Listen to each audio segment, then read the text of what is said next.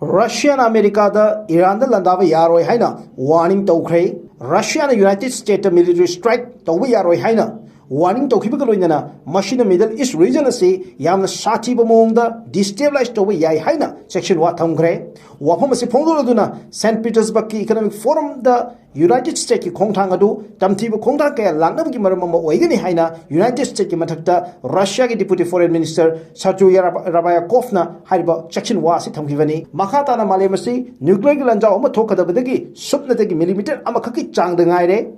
adugo malem sida leiriba lebak mayamna tumin leiri haina penda phongdokli ningsingba yai Russia amadi Iran sahi kungi oiba yamna historic oiba strategic pact ama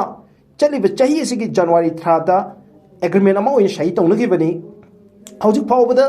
yamna kumna Iran amadi Israel gi lan asibu senaduna yengliba sakti leiraba Russia na karamba lan gi khongthang ama lawrakadagi haibadu madi yengminaba tari Russia gi akanba warning asibu tungoinaduna America na Iran ge mathakta landar pa taragadi madu paukhum Russia na mahaki khwaidi naknaba maruk amu oiriba Iran gi damak kari pambom tinglakadagi habadu madi achobo hang oiri